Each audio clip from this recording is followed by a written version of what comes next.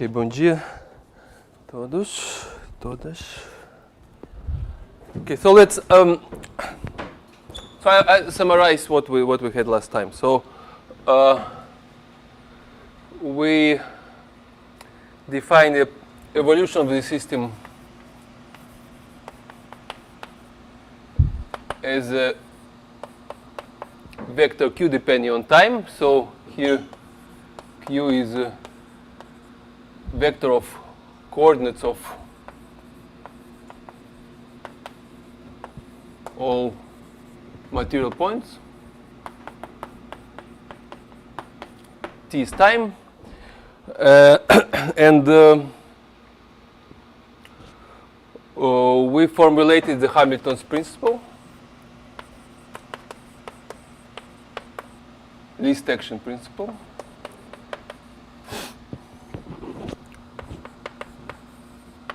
So it tells that the action, which is defined as integral in the time interval that we are looking at, of the Lagrangian function, which is a function, certain function that we still don't know, in time, it takes minimum on a physical trajectory with fixed, so minimum among the all trajectories that connect the endpoints fixed. So if you know initial point and the first point and last point, you know that action will be minimum on the true trajectory. And then we found that this gives you Euler Lagrange equations.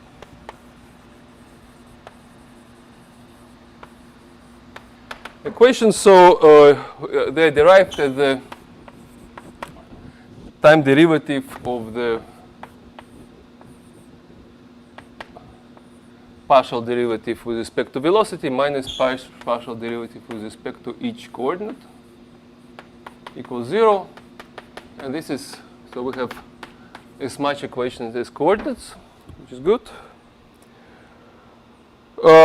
We also found that the Lagrangian function, we don't know, but we already know that it's not unique. So there is a freedom to choose a Lagrangian function. So we can, instead of Lagrangian function, we can consider any other Lagrangian function, which is the first one plus derivative of arbitrary time, full-time derivative of arbitrary function of time and coordinates.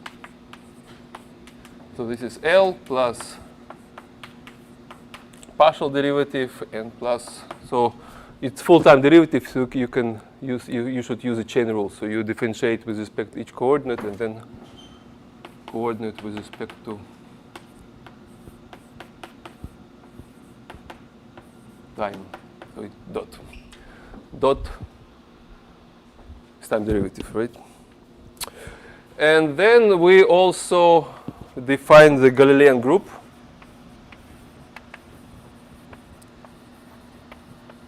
This is a group of the transformation of the system, so a group, this is space-time, transformations of space-time.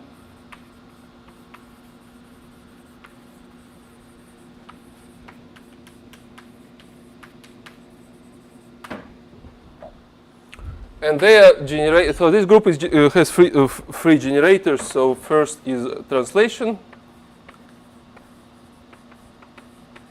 So when we change origin in space to any point and origin in time to any point. Then there is rotation in space. Remember, it's given by orthogonal matrix, not touching time. So O is orthogonal matrix, so it satisfies this condition. And third generator was the proper Galilean transformation, so the main one.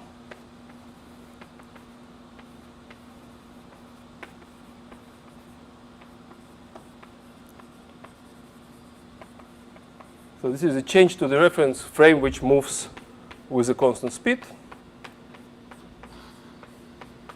And time doesn't change. Okay, so we have this whole business. So this is what we did last time. So today, the first goal that is to find what is Lagrangian. So in order to find what is Lagrangian, so we make an assumption. So we assume that there exists a coordinate frame, coordinate system. So it's called inertial frame.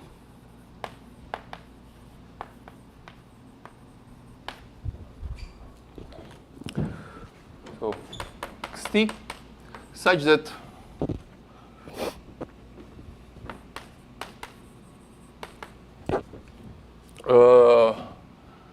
the laws of motion, so the laws of motion are invariant with respect to the action of the Galilean action of the Galilean group. So what we say is that we want to have the theory which respects this group. Respecting the group means that whatever transformation of coordinates time you do, the laws of motion remain the same, right? So that's, and of course it's not in any coordinate frame, but it's assumed that there is an inertial frame where it's true, and certainly this automatically tells you that whatever transformation you make with the Galilean group, it also gives you inertial frame. So they're all inertial frames, right?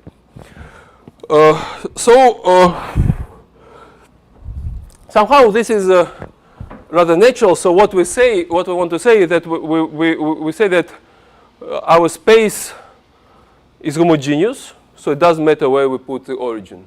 And our time is homogeneous, doesn't matter where you put the origin. So, and also our space is the same in all directions.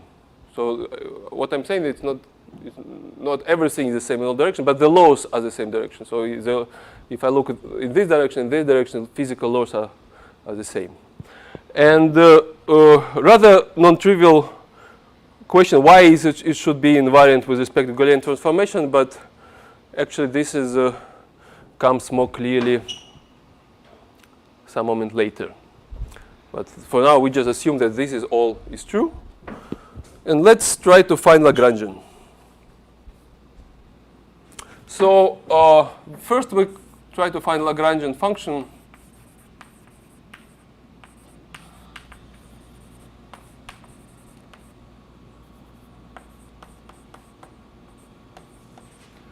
of a single material point.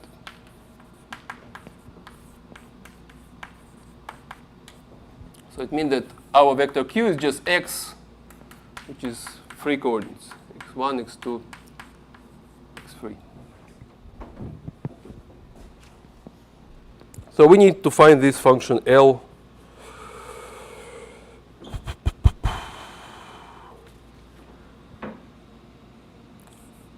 of t, x, x dot. So what it is? Okay, so we start with this with the first translation.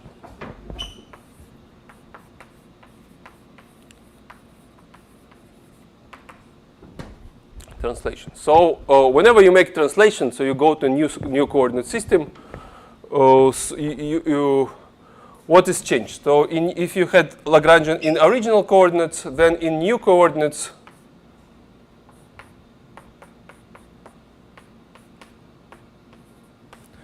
so what do you have? So the derivative will be the same, But t prime x prime, it will be L t minus t0 minus x0 x dot. So what you can see is that if Lagrangian function has any non-trivial dependence on time and coordinates, you get a new Lagrangian function in new coordinates, so different laws, different equations of motion. Right? So the only way how the laws of motion will be invariant with respect to this change is that Lagrangian should not depend on time and coordinates. Should depend only on the velocity. Okay, so this is what's called homogeneity of space-time.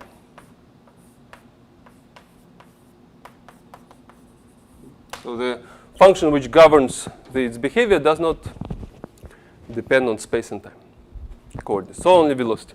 So the next step is very similar, so rotation.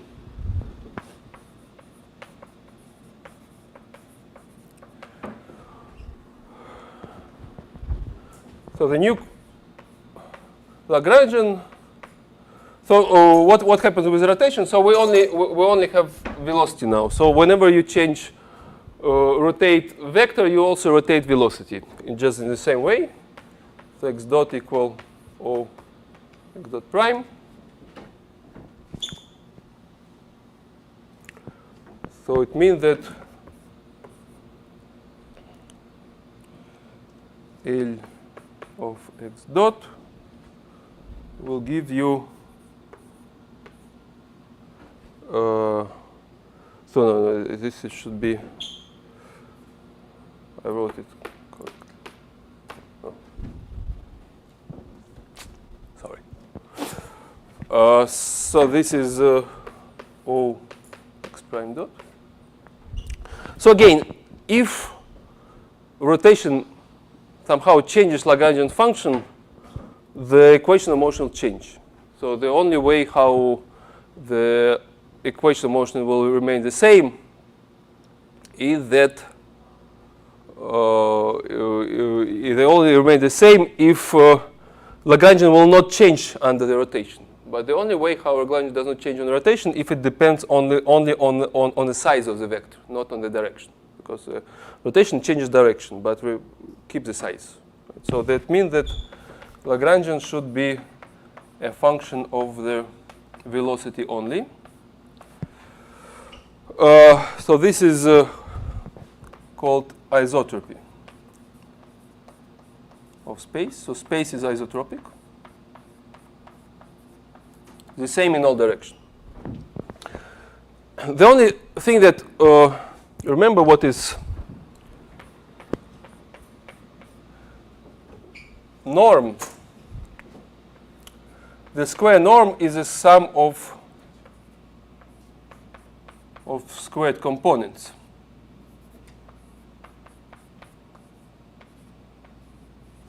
So squared so squared norm is a good function. If you take a square root, just norm, you get a function with a singularity. So in order to remove singularity without actually big trouble, but it's better to put square here just to have a smooth function. So we don't want to have singular functions. So we're done with rotation, and now we come to the main part, which is Galilean invariance. Galilean transform.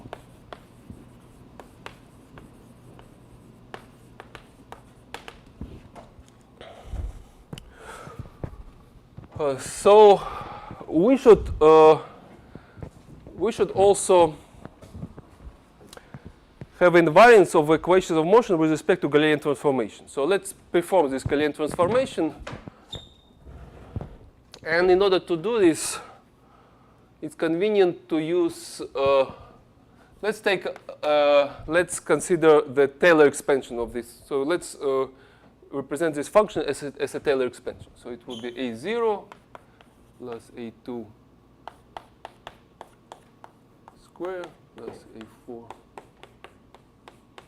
4, and so on. So function can be represented as a Taylor expansion, at least locally. And we only have even powers because odd powers give you singular terms. So we don't want singular terms. So okay, so let's try to find these coefficients such that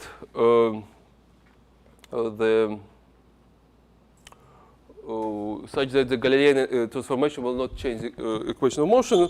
And let's just do this explicitly. So we have a change of the coordinates. Yeah? And this gives you change of the speeds.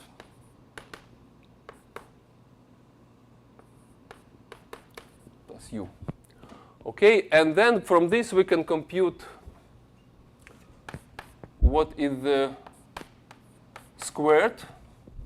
The change of speed. So what we will do now, we will make it a bit simpler in order to keep less terms. So if the equation of motion are invariant with respect to the Galilean transformation, they're also invariant with respect to small Galilean transformation. Right? So let's put here epsilon, which doesn't make any difference.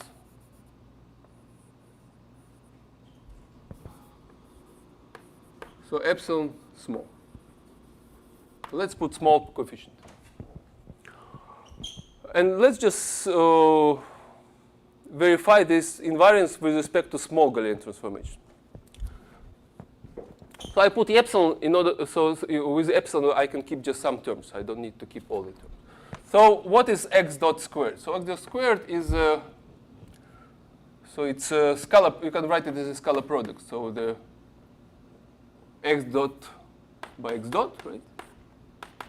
And now we substitute this expression.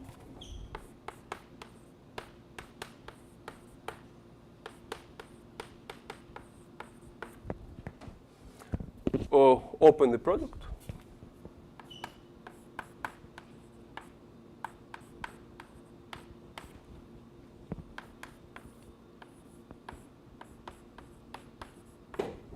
Right, so the first term, then the two identical terms, cross terms, and then there is term with epsilon squared. And this is, of course,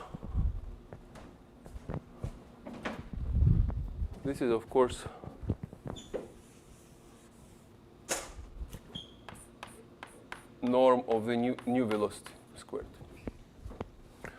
Okay, so this term we found. Then we can find the next term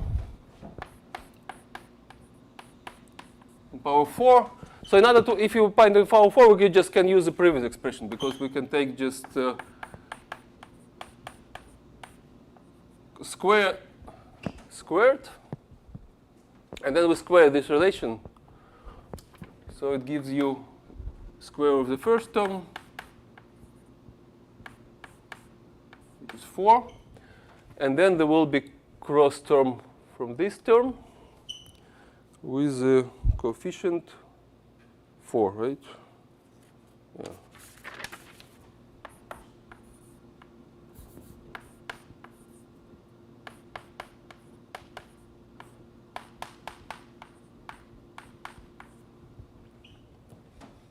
And then the rest will be high order. And so on. So if you want to find the 6th power, you take cube of x dot square, and so on. So all the terms will be of the same form.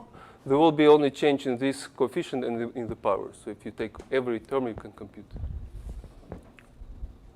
And let's put it inside. So it gives you Lagrangian. Now let's Lagrangian in terms of new variables. So let's just write it as it is. So it will be A0 plus A2 of this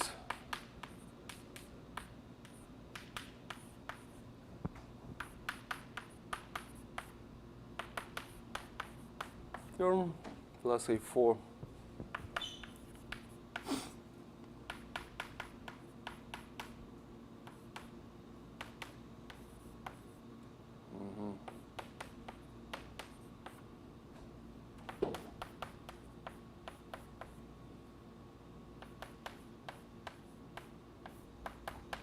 so on. And then we can group terms together. So first we group the absolute velocities.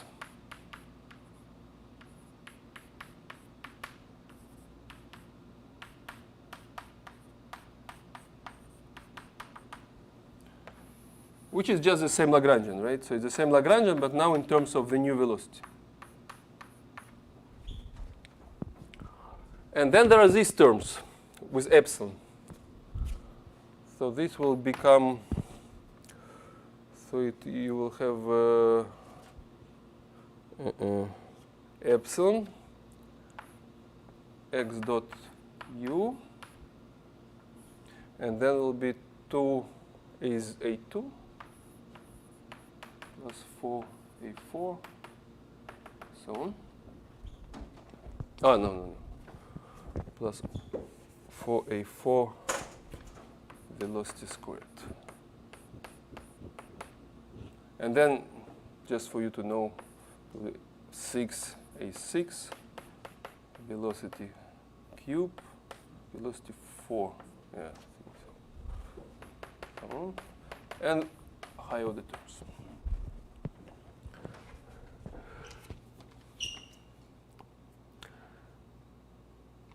So you already see that you can see that it's a trouble, because if we want that Lagrangian doesn't change in new variables, we already have it here.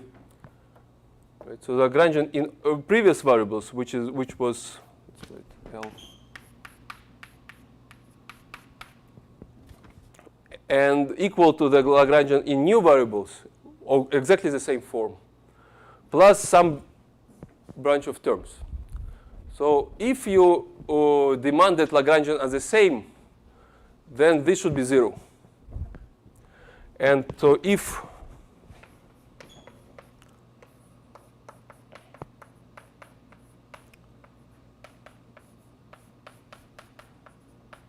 we assume that Lagrangian doesn't change, then this should be 0, and this gives you all coefficients to be 0, because they multiply different velocities. So that a2, a4, a6, all of them are 0, which only leaves you constant, so no theory. So this is a problem. So somehow it looks to be dead end, but now but it is not, because of this property that actually what we showed is that Lagrangian doesn't have to be uniquely defined in order to give the same equations of motion, or the same laws of motion. So Lagrangian can be changed in this way, and it gives exactly the same law of motion. And it can be changed in this way, so you can see that it can be changed in a way which is where velocity appear linearly.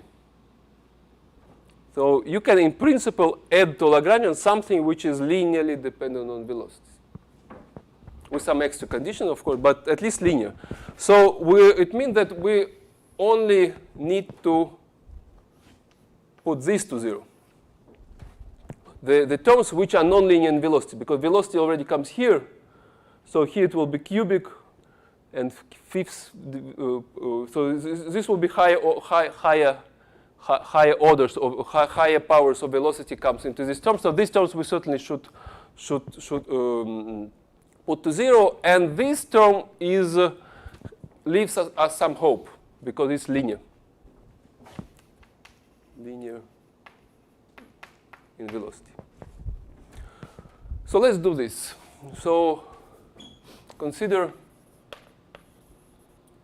a4 equals a6, so equals 0. This is what actually is necessary for having Galilean invariance. And this gives you Lagrangian as a0 plus a2 x dot square. So as an exercise, you can check that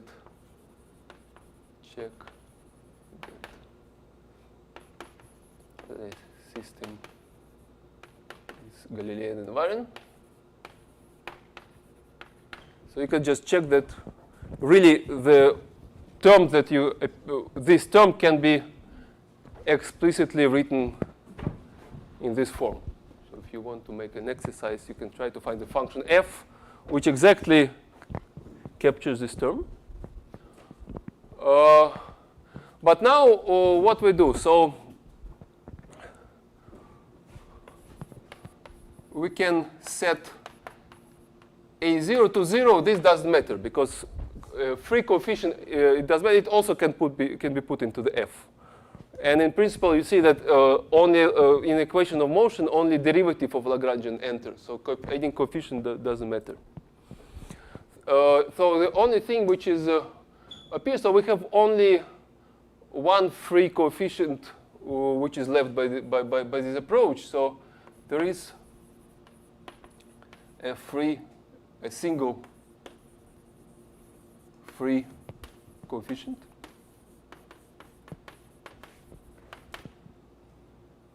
Which is A2.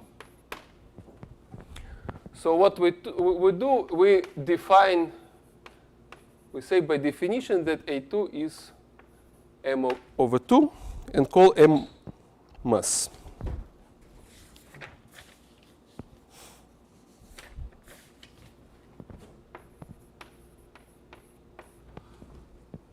So what we have is Lagrangian is equal to mass by velocity squared over 2. So this is where M is called mass.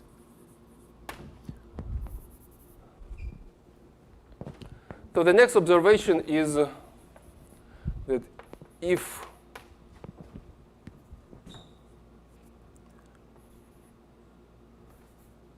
mass is negative,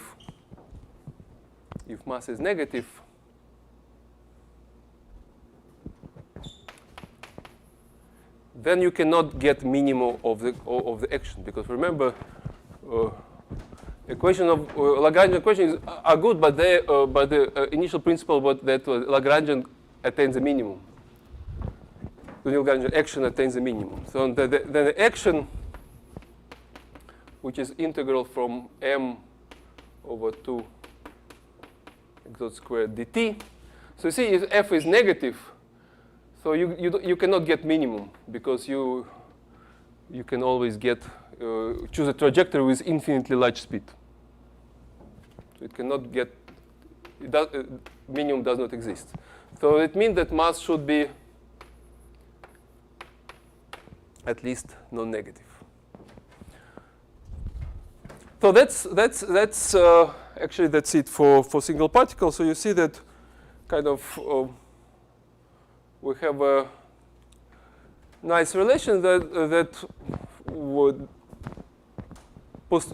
assuming that the Galilean group is our symmetry group of our theory. At least for one particle, we uniquely obtain the Lagrangian up to one coefficient. And to that coefficient, we can give any name, and we will see that this coefficient exactly corresponds to what we observe as a mass in reality. Okay.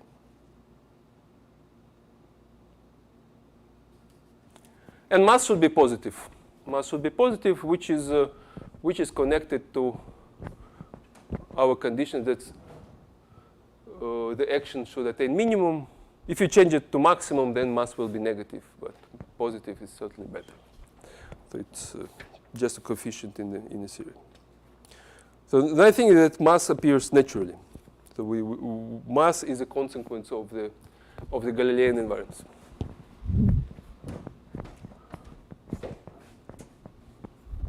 Okay. So the next. So now let's. Now what we do is we try to, using these conclusions, so we try to recover the usual mechanical laws. So we will try to recover from this formulation the usual mechanical formulation, which is 3 Newton's law. So we have to go first Newton's law, second Newton's law, and third Newton's law. So we first, so Newton's laws of motion.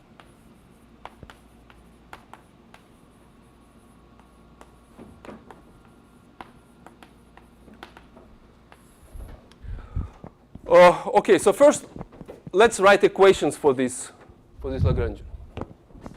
So just consider a single particle. So we have a Lagrangian, which is mv squared over 2. So here by v I will call the speed.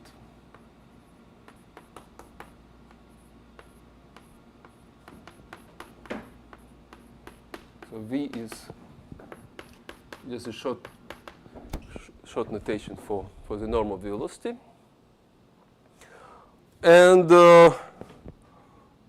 we have to write equation of motion. So in this case, q is our vector of coordinates. And the equation of motion, this is Lagrangian equation of motion. So Euler-Lagrange equation. Well, it's just write down. So it's d dt, dl dx e dot minus dl dx e equals 0. So you see derivative with respect to each coordinate. So let's do it with first coordinates just to make it explicit. So derivative with respect of x1 dot is here, right? So you taking derivative to cancel, so it's what remains is m x1 dot. And there are no x1. There is no x1 in the expression, so that's it, 0.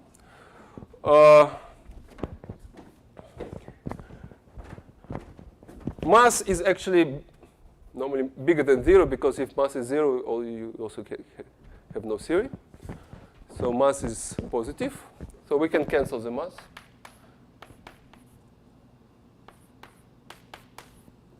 And you get a double derivative of second derivative or acceleration on the first coordinate along the first coordinate 0. And of course, this is exactly the same for the second and third coordinates. So it's the full acceleration is 0. And if full acceleration is 0, certainly you get the solution. Solution of this equation is that x of t is arbitrary initial position plus arbitrary speed by t. Yeah? So that's uniform motion along the certain direction, along the straight line. And this is for any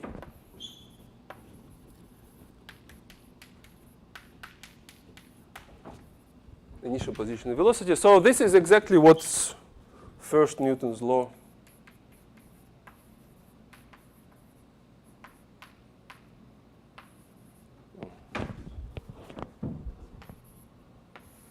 Tells you, I probably will not write it down, so I'll read it in original form. So that every body continues in its state of rest or in uniform motion in a straight line unless it is compelled to change the state by forces impressed upon it. So if there is no force, that any body either remains in rest or moves along a straight line with constant speed. So this is exactly what first Newton's law tells, unless there is a force. So the next step that we do is to understand how the force comes out. So far there is no force, and this is exactly what we have. So in order to have forces, we need to consider 2 points. So the forces never come by themselves. The forces only come from interaction. So the force, in fact, for having a force, first of all, let's say no. Let just put step back. So there is no possibility of any force if you have one particle. because having one point mass, we directly come to this expression, and this gives you the first Newton's law. So in order to have any force, we need at least more than one material point. So let's consider this situation with two material points.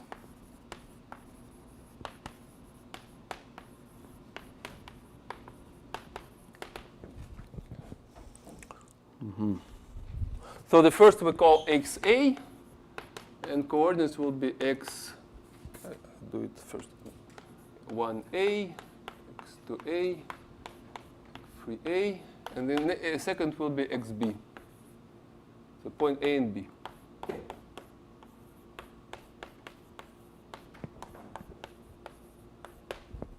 Two points. So if the points are isolated far away, every point can be described by its own Lagrangian.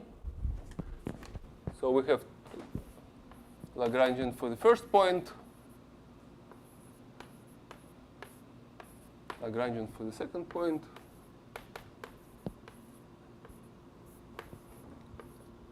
so if they kind of live in different worlds, if every one can be defined by its own Lagrangian, which gives you minimum of the action separately, right? And in principle, each of them has free coefficients which don't have to be the same. So each one, so we see that here that this coefficient comes from consideration of this particle. So and it's free, so it can be different for each material point. Now, if you put them together, but still far away, the way how to do it is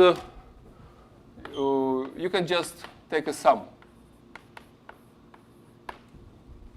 of the Lagrangian, which is completely in agreement with the Hamilton's principle, because it's a sum of two pieces. If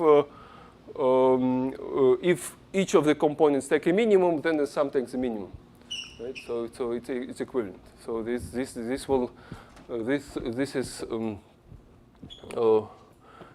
is a way how you create Lagrangian fully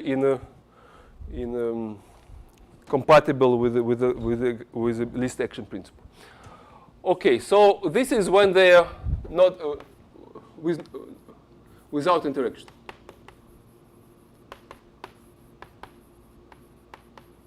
So when they are very far apart. So when they come closer, we in principle expect that there is a change in Lagrangian. So the Lagrangian a priori there is nothing which forbids from Galilean points of view of a Galilean group that Lagrangian will be different. So will be dependent on coordinates. And this means that the Lagrangian, so this is this is, so we call, let's rewrite it again. So the Lagrangian, so without interaction,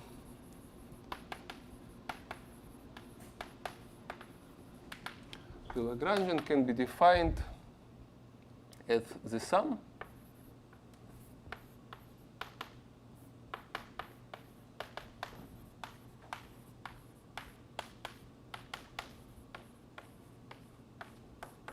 and this is called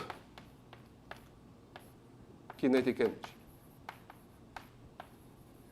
Just a name. For now, it's just a name. So when we take into account interaction,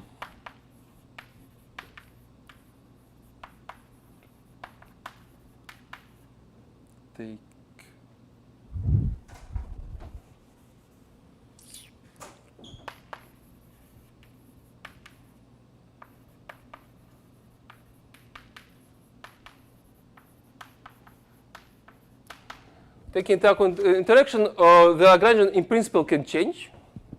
So what we do if we write Lagrangian as kinetic energy minus that change.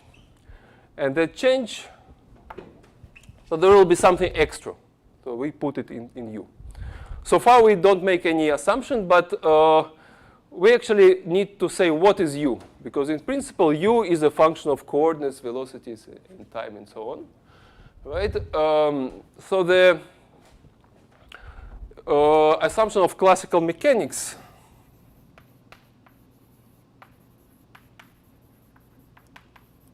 is that u does not depend on velocities. So u only depends on coordinates in time, in principle. And whenever it depends on coordinates in time, from the first condition, you immediately get that it does not depend on time, right? Because it should be invariant with respect to time translation, so it cannot be invariant depend on time. And also, you see, so from Galilean symmetry, for Galilean, so from invariance with respect to Galilean group,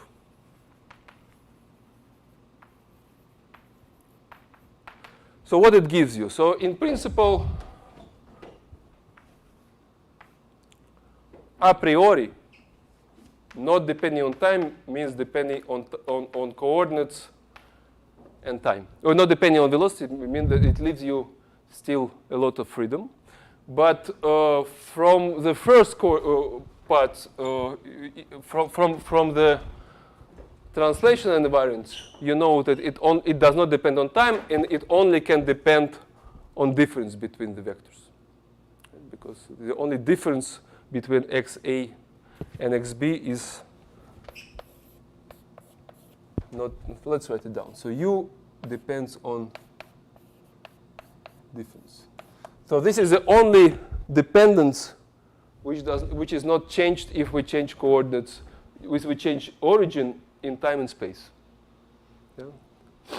It cannot depend on time, because if it depends on time, the change of the origin will affect. And it cannot depend separately on coordinates, because the change of coordinates only leaves invariant the distance. And from the second condition, you get that u only depends on absolute value of the difference. Because rotating, it should not change under rotations. And you can see that there is no problem with Galilean transformation, because this change will cancel, right, in the difference. So the third condition is automatically satisfied.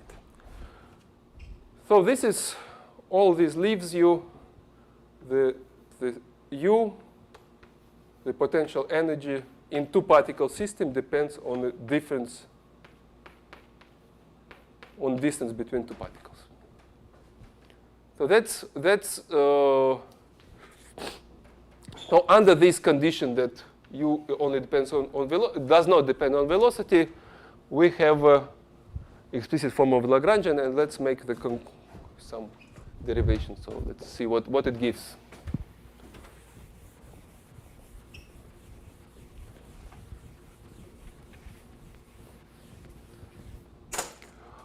So we have Lagrangian in the form of ma/2.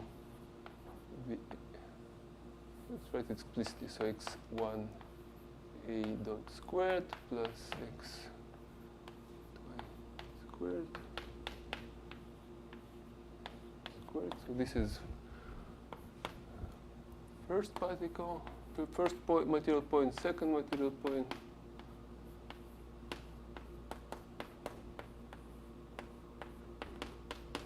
Third material point, and minus this u.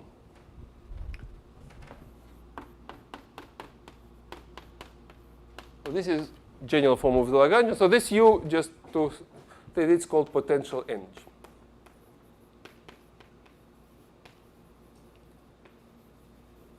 Also, just for now, it's just a name, but it will be, the meaning will be clear at a certain moment. Good. And this, so this form, this all under certain assumption comes from a symmetry. So this is this structure is demanded by the symmetry. Okay, so let's consider now let's write Euler-Lagrange equations for the first particle.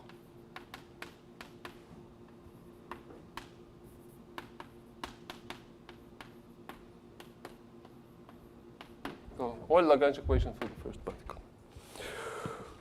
So it's that equation that we have there, d dt, the L. So again, let's just compute it for the first coordinate of the first particle.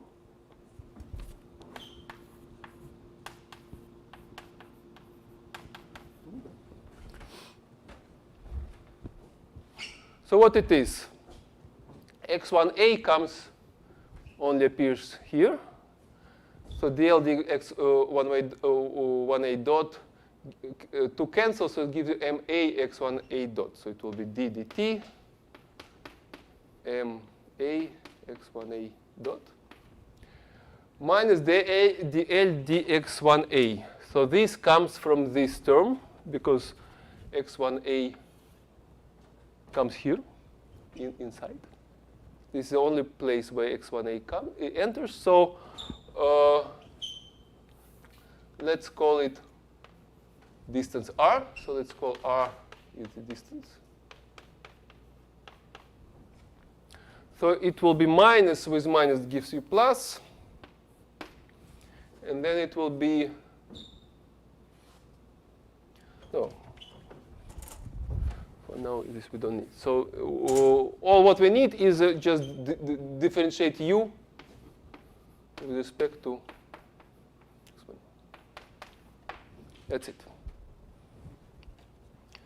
Just took this function and differentiated with respect to this coordinate. So good.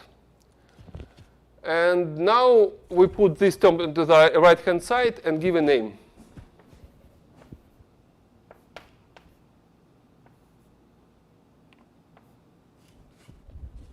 Oh.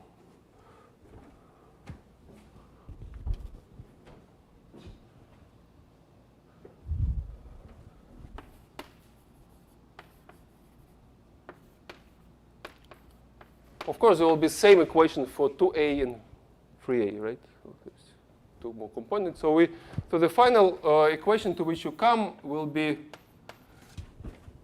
mass by the acceleration equal to some f, and f has three components.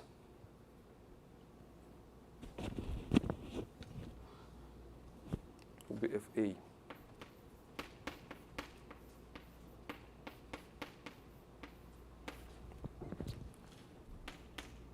So the first component is this, right, with minus, because we put it on the right. So minus du dx1a minus du x2a du. So this we call force. So if we define force as a negative derivatives of the potential energy, we come to the second Newton's law.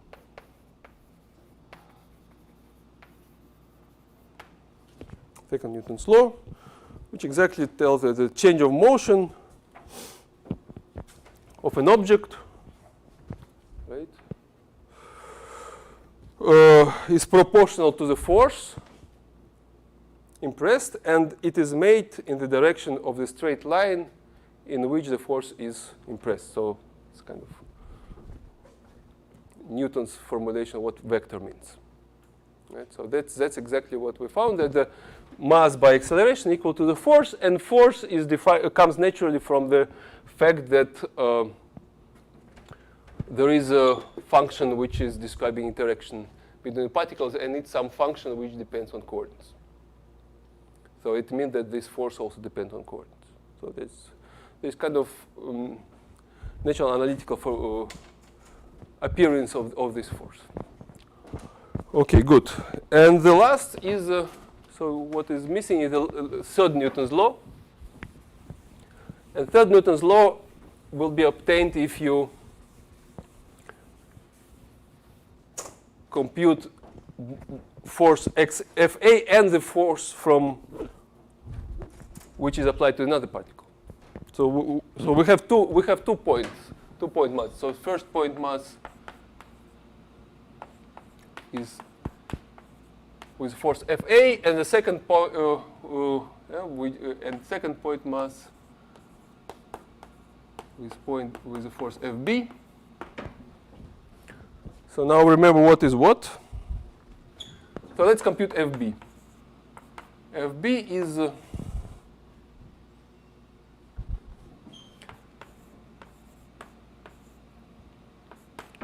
the same expression, just change 1 by 2, or A by B.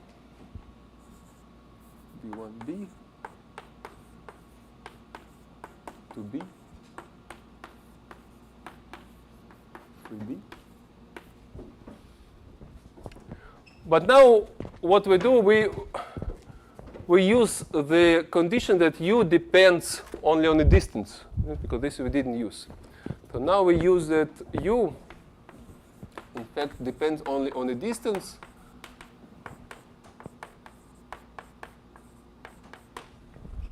So you can compute. So let's compute the first component. So it will be du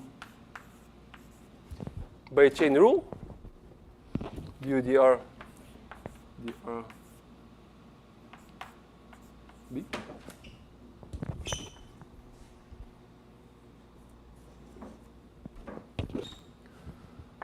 So this is square root of x1a minus x1b square plus so on.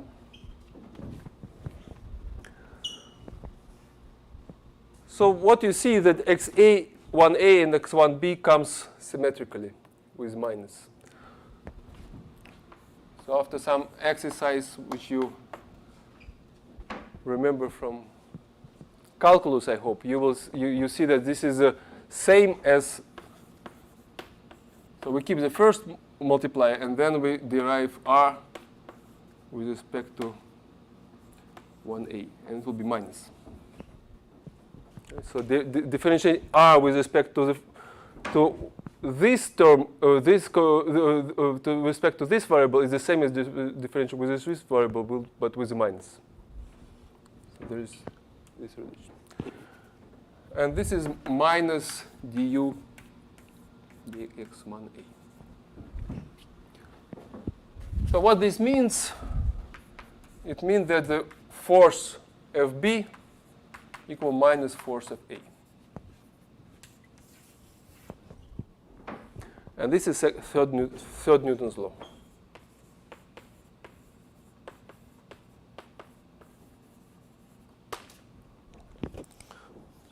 So originally it formulated that to every action, right, there is always an opposite and equal reaction, so the opposite and equal. All the mutual actions of two bodies upon each other are always equal and directed to contrary parts. So that's exactly, so it's again a consequence of the Galilean invariance. So that's it. So somehow we arrive to the same Newton's law that you usually use in with which you start mechanics, but from, well, at least it's seemingly from conditions which are much more, much weaker. So we essentially we certainly could not come directly from symmetry, but we came from symmetry with some assumptions which are, well, reasonable, and they don't, which are reasonable, and they more structural than we did not impose laws. We just imposed some structural restrictions, telling that u, for example, does not change on velocities, and so on. So some rather general things, assuming some rather general things, we, in principle, can see that we're coming to the same Newton's law, to the same mechanics. Yeah, so this already gives you a hint that the laws of motion are not given in the form that we have them. So there is a reason why they have this form. Yeah, there is a reason. And of course, in classical mechanics is very approximate theory. It's just approximation in certain limits from more precise theories, so there's limits of the small speeds and large masses and so on. So this is a tendency. So a more precise theory, somehow you will see that more accurate physical theory you take, more it is restricted by symmetry. So this is already more profound in field theory. It's even stronger in quantum field theory, and so on. So somehow there's this tendency that symmetry more and more defines. So let's say in field theory, the symmetry defines form of the equations. In the quantum field theory, it defines equations themselves, so not only form, but it just directly defines equations. So then, extrapolating, you may expect that really symmetry is what we need to have the nature as it is. And then there comes philosophical questions. So maybe, so what gives you the symmetry, right? So then, well, one way you can think that all symmetries actually which do not lead to any contradiction are realized in nature in some form. So this is actually what is compatible with what we observe. Or maybe there is some even more general principle which selects the symmetries which. So somehow the expectation is that the nature is has a form is not because it happened to be in this form, but because it's just no other way. Okay, so but certainly we're in classical mechanics we are very far from this. But just to give you some taste how it can be formulated, you can see it from here. So so we will have coffee break and then we will continue. So. Yeah, we will continue. So I just introduce some basic concepts, and already next lecture we start with conservation laws, okay, which are also related to the symmetries. So coffee, 10 minutes. I put 10 minutes for coffee.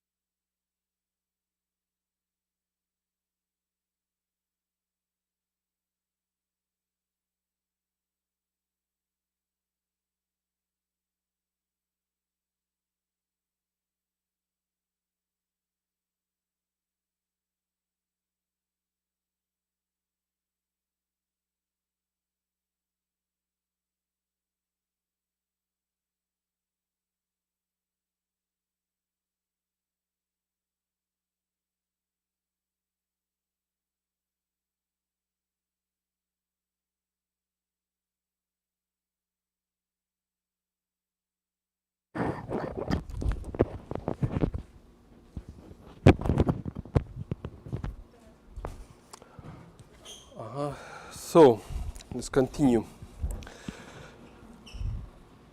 So in general, we consider a system of many particles, right? So system of many material points.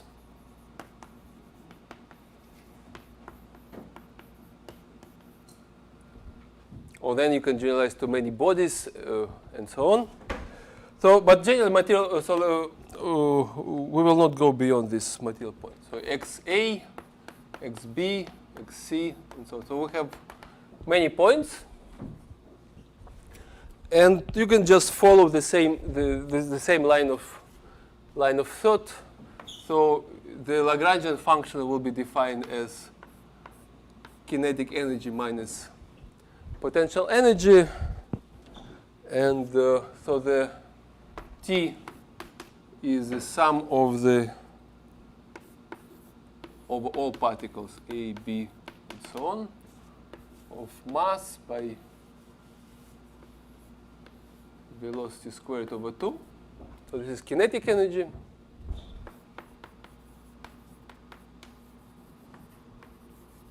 Which you compose just the same way as for two particles you do for any number. And then you have a potential energy U.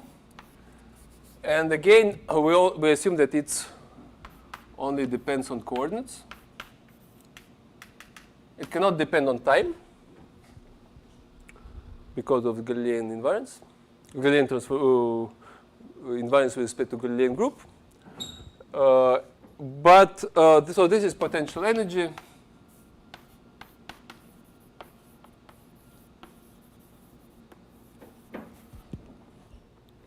But in fact, just in the same way as for two points, we can see that it actually does not depend arbitrarily on all coordinates, but it only depends on distances. So it only depends on distances. It depends only on distances between every 2 points. So this is because these distances between every 2 points is the only thing which does not change with respect to which leaves this theory invariant with respect to the Galilean symmetry group. Okay, so this is general form of the Lagrangian. However, this is not a form that is usually used because it's often just not convenient to use coordinates of every point. So it's but you probably would like to have different type of coordinates. So for example, you want to define a state of the system in terms of angles, or in terms of, for example, in terms of distances and angles and other variables. So you just want, it's often just simpler to define the state of the system in terms of other variables. And now the question is, if you change variables, how you change the equation of motion. So it's quite inconvenient to write the equation of motion first in coordinates of every material point and then change variables. Because in fact, we will see now that you can just do it directly. So what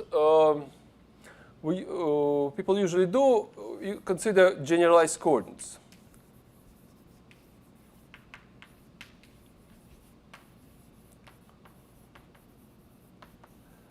So generalized coordinates is arbitrary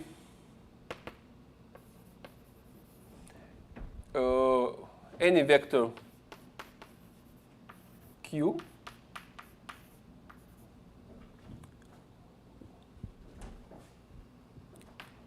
which defines uniquely, let me write the vector q which defines uniquely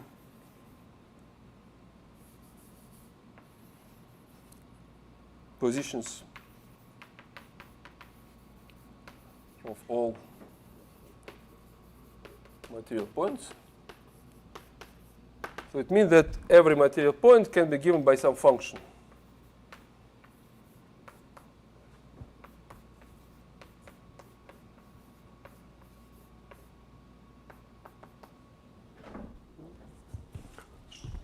We'll have example, but in principle, you may think about, for example, this vector q can be position of one particle and some angles and distances to the other particle. So this is another set of variables which also defines all of them.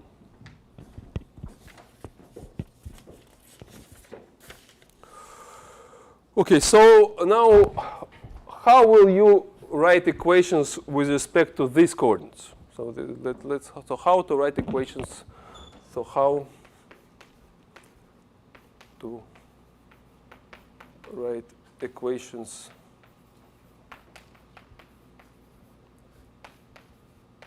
for Q? So first of all, we need to remember that we need in Lagrangian we have coordinates, but we also have speeds. So we need to find speeds.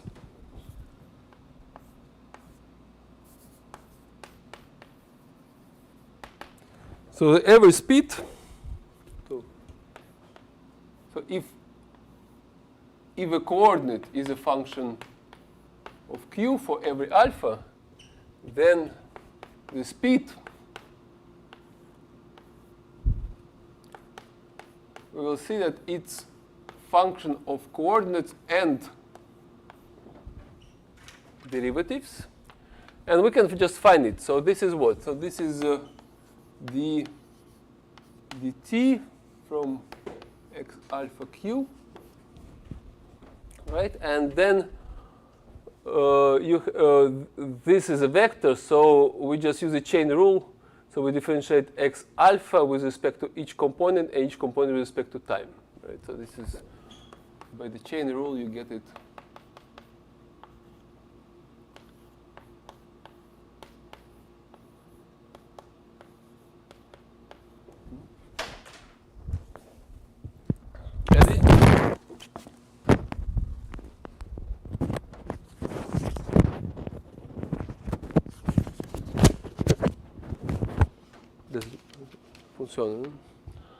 Okay. So as I promised, you see that the final expression depends. So it depends on coordinates. So this depends on coordinates, and also depends on velocities, right? So we have a function which defines velocities of each point, material point, as a function of q and q dot. Okay, and then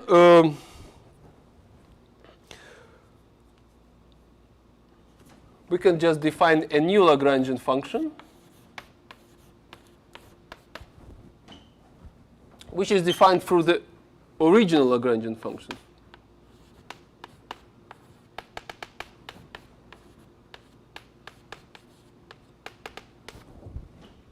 But now just rewriting these variables in terms of the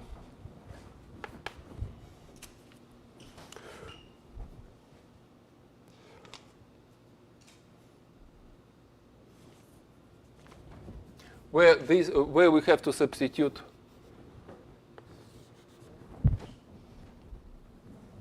the previous expression, so it will be L x a q x b q x a dot q q dot. So just make a composite function. So substitute this expression into the Lagrangian, and this gives you a new Lagrangian. So let's just do it directly. So we can substitute, and what you can see that we still have this separation of to the kinetic energy and potential energy. The kinetic energy, we will see, it depends on both coordinates, and potential energy will depend on q. So the first is we have just to take this expression and use the variables. So this is alpha equal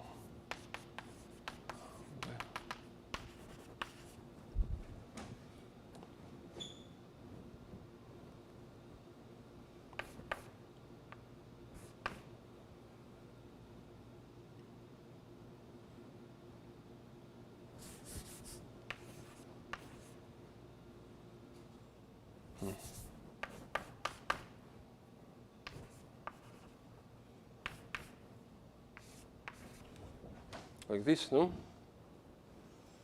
Yeah. And now we have to use this expression here.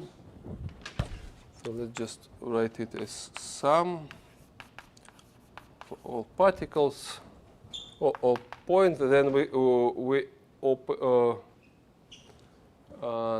we have to write it down as. So let's write it as.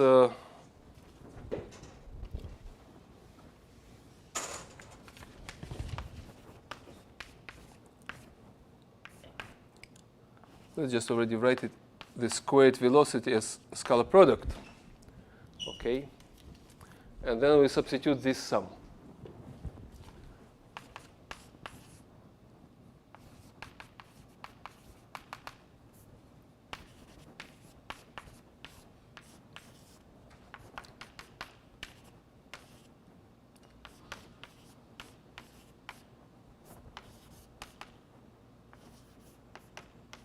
This first, and the second sum is the same, but we should use different letter, J.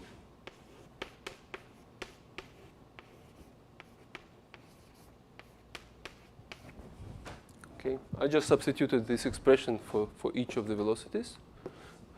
And then what I do, I can remove the sums commute.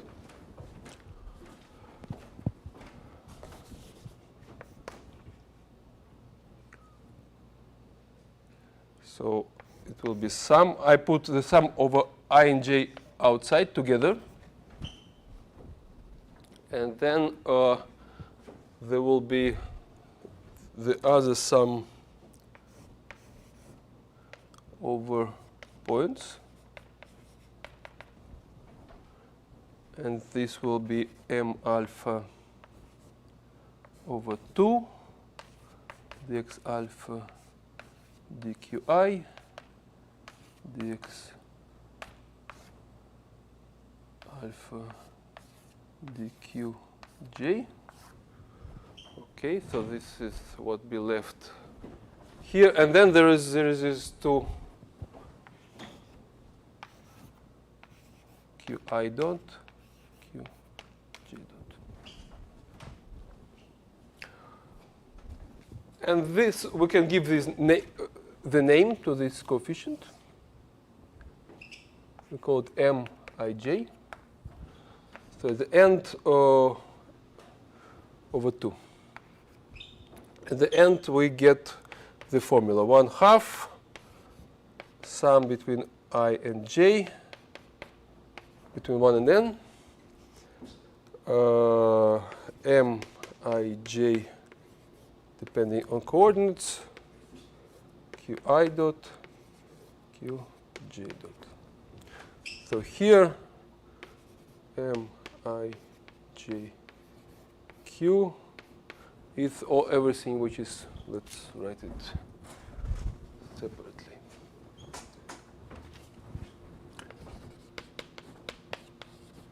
Is this coefficient.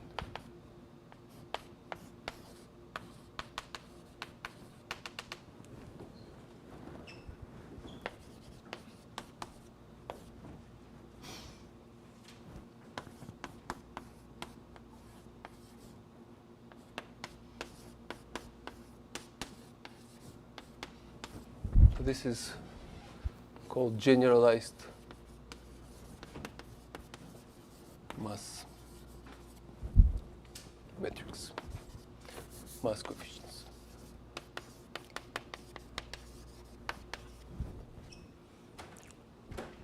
So we see that still in new coordinates the kinetic energy is quadratic in velocities, but the coefficients now functions of coordinates.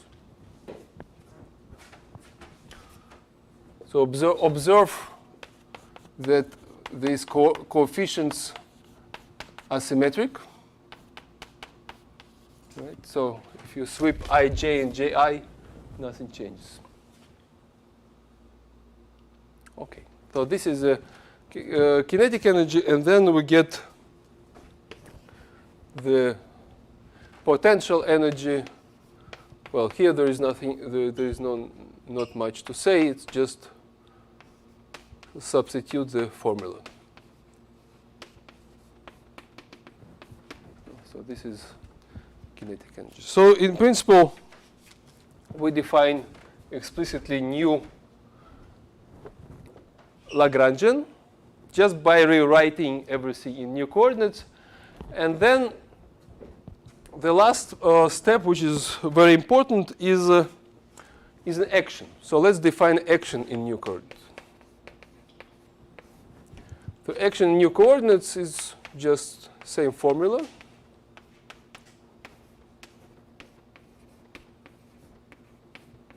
dt. And what you can see is that we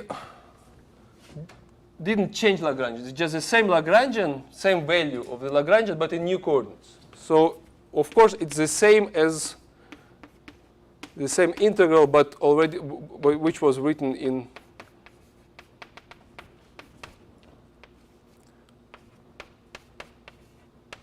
just coordinates of all point masses. So it's the same as action of the original system, which means that if the action of the original system was at any minimum, automatically the action of in new coordinate attains minimum. Right? So if this attains minimum, since it's just equal to the expression in new coordinates, so this action also attains minimum. And this means that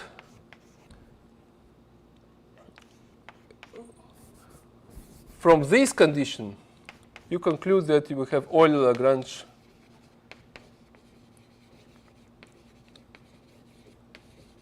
equations in terms of Q. So it means that equations of motion just have the same form, but now all what you do is take new Lagrangian and write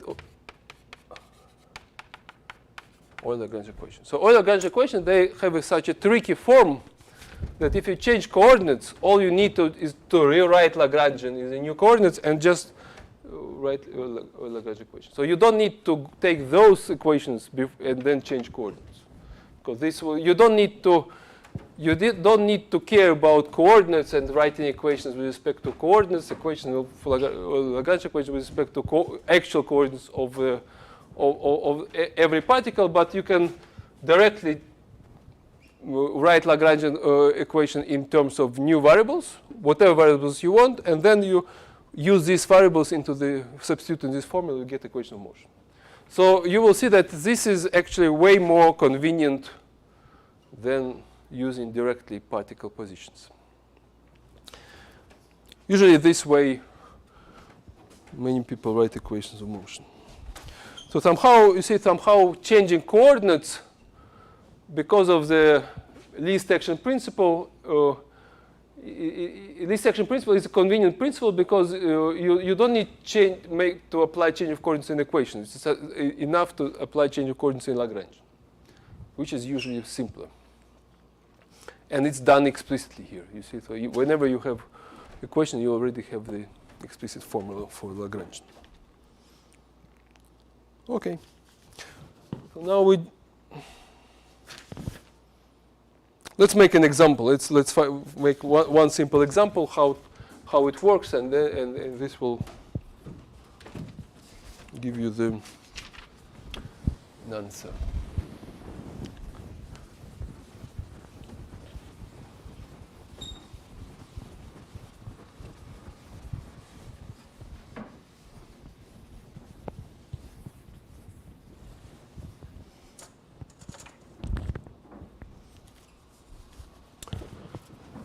gravity.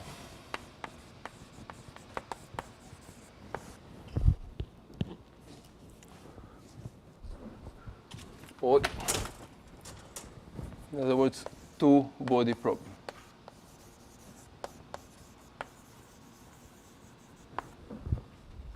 So we consider two-point masses, XA, XB.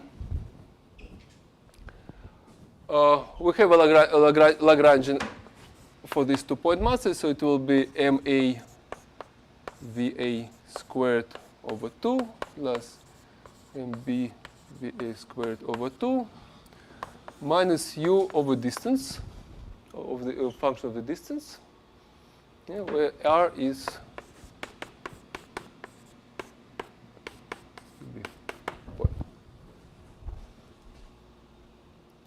so the Newton's law for gravity is that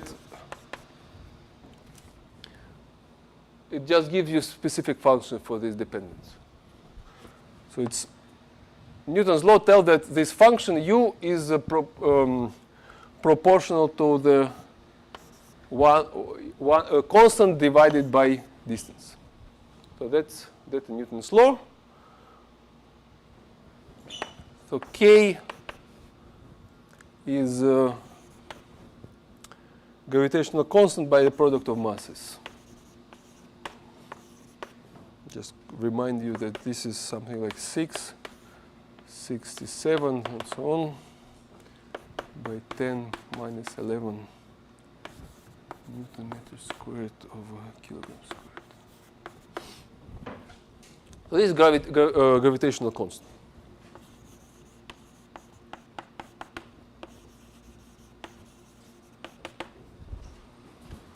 So that's already full theory because you see the only thing which was missing in our system with two-point masses is the form of the potential, so form of interaction. At the moment you give some model for the form of the interaction, you are done. So the system is ready. And so this is one possibility which is given by the gravitational interaction. So let's write equation of motion. So as I said, it's not convenient to use coordinates of each particle as but it's more convenient to use some more generalized form of the coordinates. So here generalized coordinates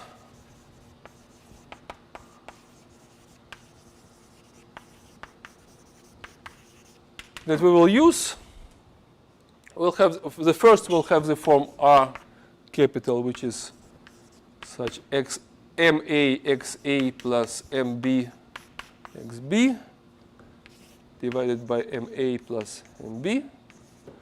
And this is what is called center of mass.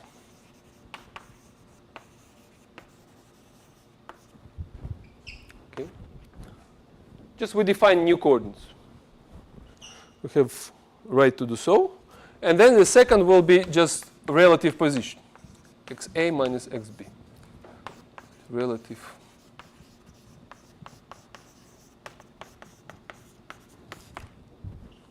So we have these two coordinates, which one defines some point in between, and another is relative position. And you can you can show that this is already coordinates because you can define the position of each point mass in terms of these two. So you can invert them. The inverse is that XA is R plus MB over MBX over MA plus MB, and XB is R minus MAX.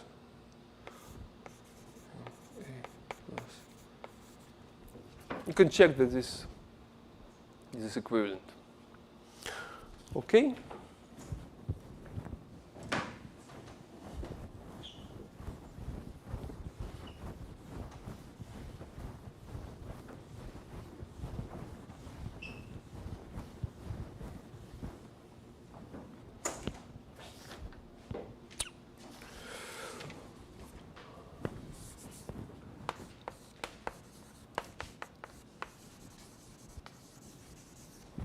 So now let's write what is kinetic energy. So kinetic energy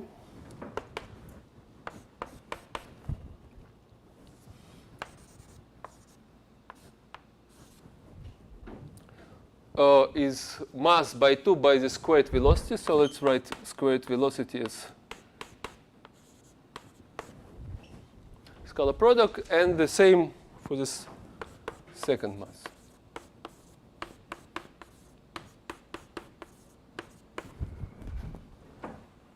Now we can substitute velocity from this expression. You see the velocity from xa, you just put dot on new coordinates, right?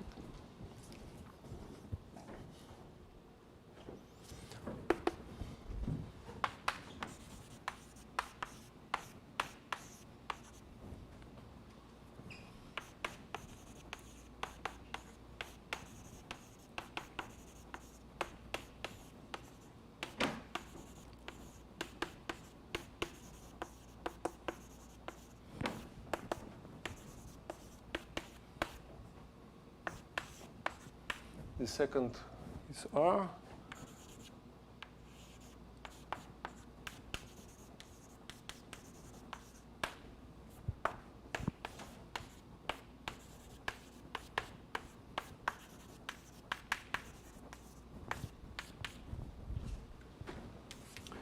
So then you open these products. So what you get? First, R dot squared. So it will be M A over 2 and MB over 2. So MA plus MB.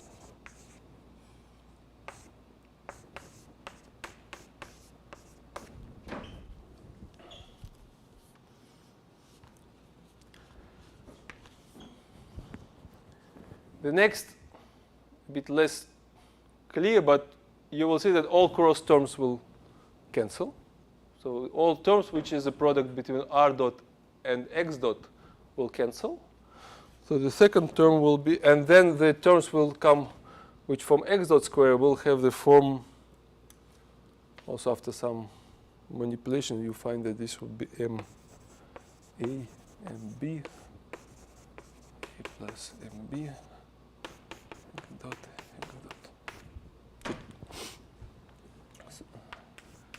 So you can check it as an exercise. And this gives you M over 2 R squared plus M over 2 and dot square, where M is a total mass.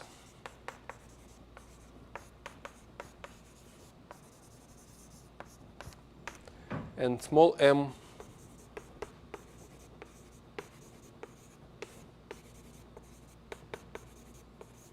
is a reduced mass. It's called reduced mass.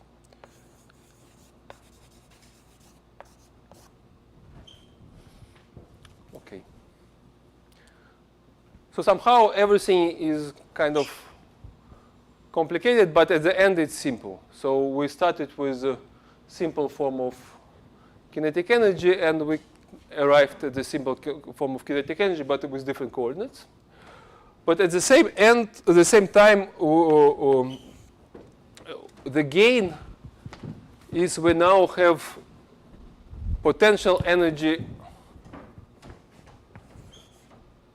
in a simpler form. So potential energy now is minus k divided by the norm of coordinate. Not norm of the difference, but norm of just one of the vectors.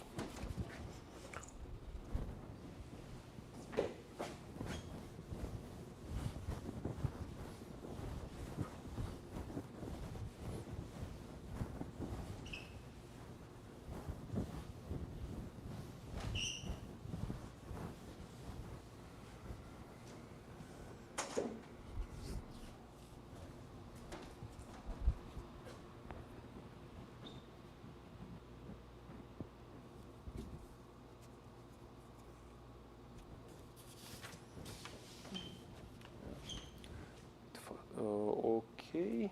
So final Lagrangian function written in terms of new coordinates. So it was in terms of r x r dot x dot, these are new coordinates, is m over 2 squared plus m over 2 squared minus potential energy, which is another plus another minus, so it's plus k. Okay.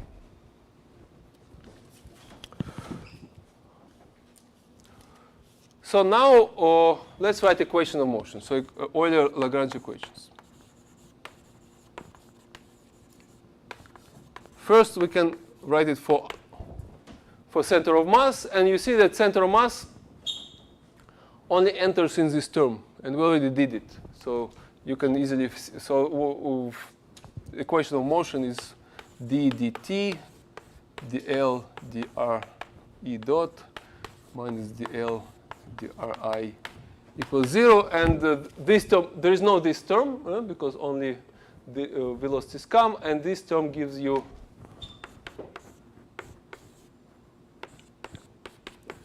that condition that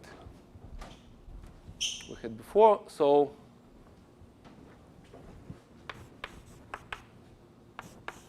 the general solution is a linear function.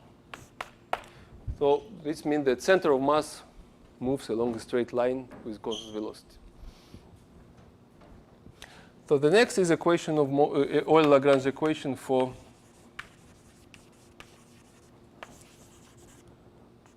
relative position.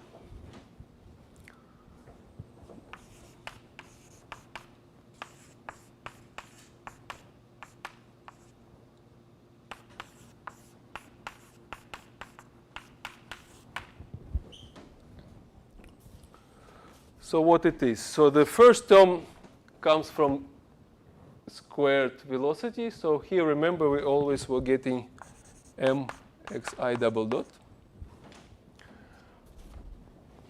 And this term comes from this k over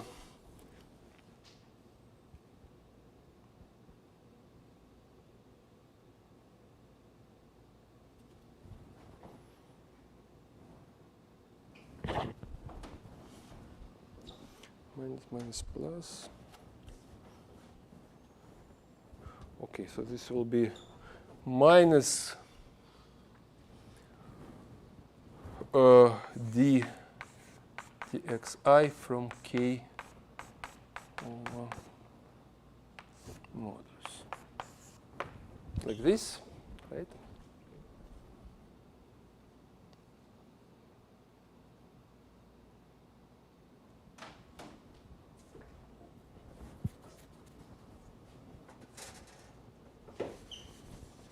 Let's just write what it is.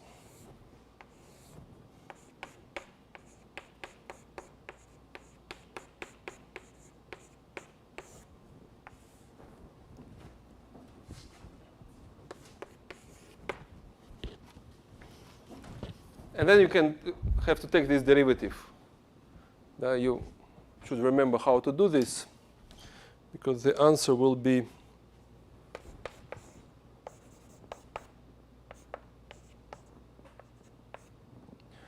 the answers, you see, you differentiate the denominator, so it will give you plus.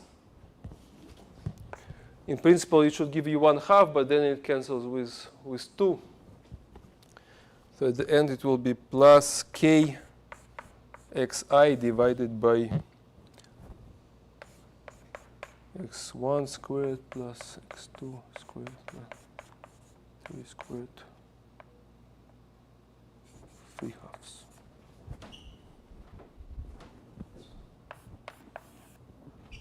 Well, check this expression. And you do it for each coordinate, so the final result will be m x double dot plus k x over, this is x cubed, norm of x cubed equals 0. Or finally, put this term on the other side, divide by m. So you get the acceleration equal minus k over m x over x cube. So this is an equation for relative motion of the two-body problem. So you see that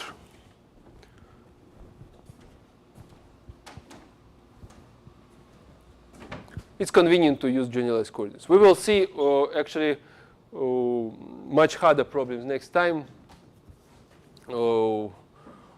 where you derive rather, well, equation of motion in a rather painless form, so just directly without. So somehow this is algorithm where how you derive equation of motion algorithmically without thinking too much. You just don't have to make errors on the derivation, but this is direct method. So all you need, you have to choose good generalized coordinates, good generalized coordinates which kind of you think your equation will have a nice form, and then you have to write kinetic energy and potential energy in these new coordinates. You form a new Lagrangian Lagrangian function. And then you just substitute the Lagrangian function into the Lagrangian Euler-Lagrange equation, and you get a result. So just this. So usually this solves the problem. So you don't need to write equations in coordinates and then pre-derive equations. But you just transform Lagrangian all the way until the end, and then put it into the Euler-Lagrange equation, and it's ready. Okay, I think that. I had to give.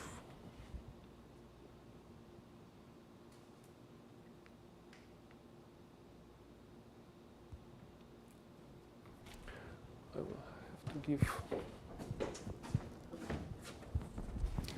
Let's give it 10 minutes.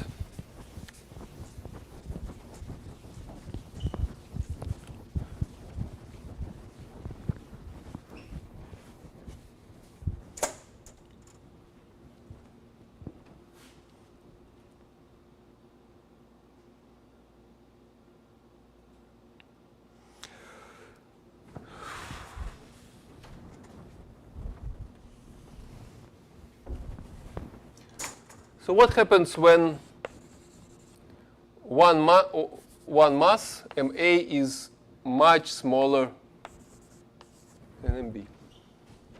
So for example, this is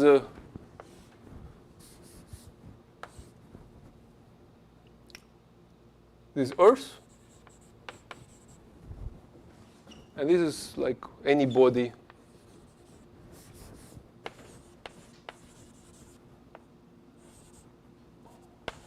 on the surface.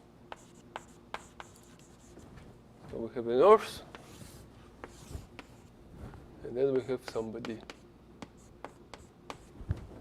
there. So the whole Earth has huge mass, and this has a small mass. So now the distance. So if you you put a coordinate here, like write it z. The distance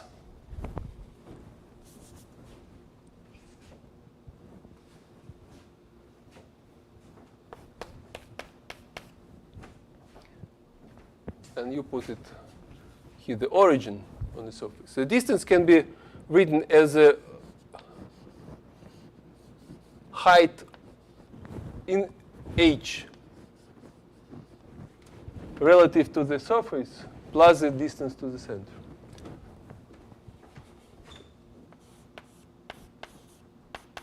So r is now this radius of Earth plus height over the center. So then you can put it there.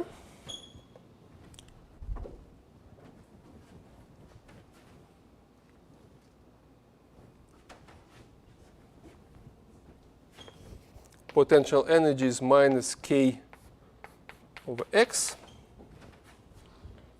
So here again, so here h is much smaller than r. So you can put it inside.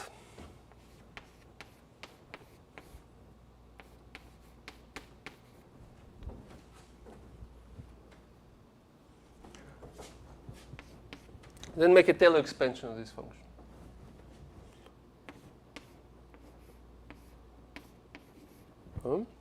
Next term will be, so it should differentiate. It will give you plus k over r squared h. Well, right. Yeah. So this function differentiated with h by h and plus Taylor expansion. Remember what is Taylor expansion of h. So this term doesn't matter. This term doesn't matter because it's constant. Yeah, because remember, constant doesn't matter for Lagrangian because it never appears in the equation. So you can so it means that you can approximate potential energy as k over r squared h. But now remember what is k. What is k is this j, m, I, a, and m, b.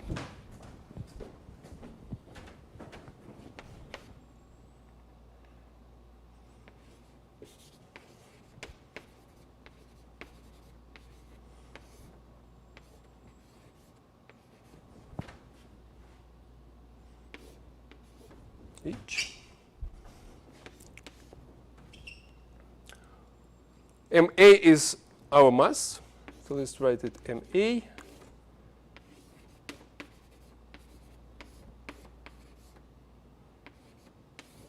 H. And this is this constant only depends on the Earth's, it depends on the gravitational constant, mass of the Earth, radius of the Earth. So this we call G. This is gravitational acceleration. So this becomes MA GH. So we have a simple expression, another expression for the potential energy, and also we can do the same for the kinetic energy.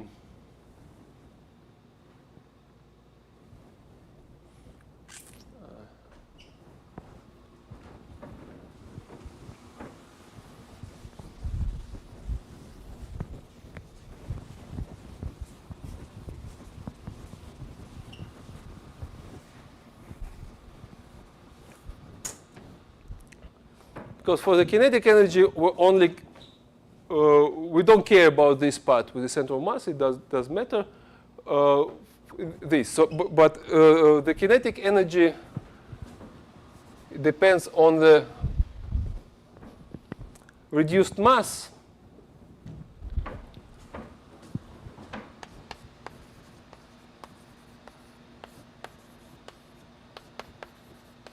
But this mass is much bigger than the first. So this can be approximated as MA MB over MB. So this is MA. So our Lagrangian of our body on or above the surface of the Earth is given by this term.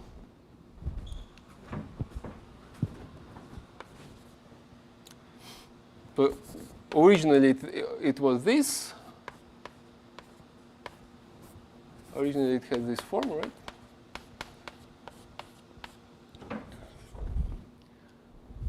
Plus k over x, but now it's approximated by MA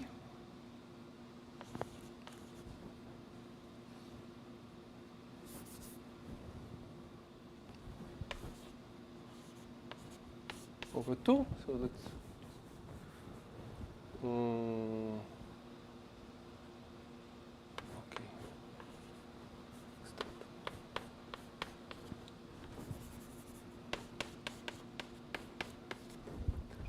we can substitute the reduced mass by mass of the point plus this potential energy that we obtained, MHH minus M.